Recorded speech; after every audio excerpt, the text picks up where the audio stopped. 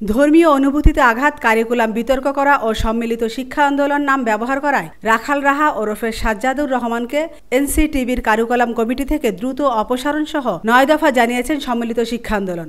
একই সঙ্গে দাবি আদায় না হলে এনসিটিবি ভবন ঘেরাওয়ের হুঁশিয়ারি দিয়েছেন তারা। জাতীয় প্রেস ক্লাবের মাওলানা মোহাম্মদ আকরাম খাঁ হলে আয়োজিত এক সংবাদ সম্মেলনে এ দাবি জানান সম্মিলিত শিক্ষা আন্দোলনের সাধারণ সম্পাদক জাহাঙ্গীর কবির।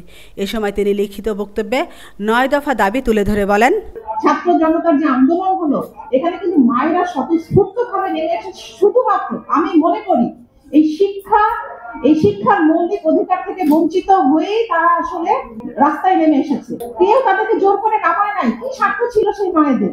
এই যে রক্তচক্ষু উপেক্ষা করে, এই যে বন্দুকের গুলি উপেক্ষা করে মায়েরা নেমে এসেছে, এই যে বাচ্চাদেরকে পানি আগিয়ে দিয়েছে, তারপরে আপনার খাবার দিয়েছে। মায়েদের ভূমিকাটা আপনারা খেয়াল করলে বুঝবেন যে আজকে মায়েরা কেন রাস্তায় নামলো। তাদেরকে নামতে বাধ্য করেছি বিতর্কিত কারিকুলাম, কারণ মায়েরা চোখে অন্ধকার দেখেছে যে আমার বাচ্চার ভবিষ্যৎ কি, আমার বাচ্চার কি হবে। তো আমি মনে করি সেটা হচ্ছে রাখাল রাহা সাহেবকে নিয়ে। তো রাখাল রাহা সাহেবকে আসলে আমি 10ই নভেম্বরই ফার্স্ট দেখেছি। রিপোর্টার সিভিতে আমাদের যে বক্তব্যের একটা সংবাদ সম্মেলনের আয়োজন করা হয়েছিল, সেখানে আমিও যেমন একজন সাধারণ বক্তা ছিলাম, রাখাল রাহা সাহেবও সেরকম একজন সাধারণ বক্তা ছিলেন।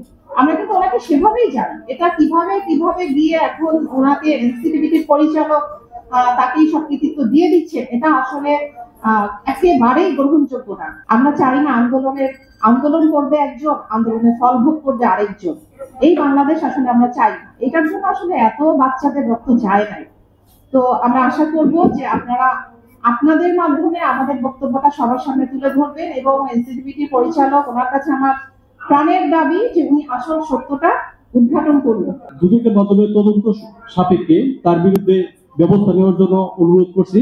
প্রতিশ্রুতি অনুযায়ী অবিলম্বে মামলায় ক্ষতিগ্রস্তদেরকে ক্ষতিপূরণ দিতে হবে। পাঠ্যপুস্তক পরিমার্জনে কোন বিশেষজ্ঞ কোন বিষয় পরিমার্জন করেছে, কত টাকা পারিশ্রমিক নিয়েছে, তার দালিলিক প্রমাণ উপস্থাপন করতে হবে। আমিনা ইসলাম, আজকের সংবাদ।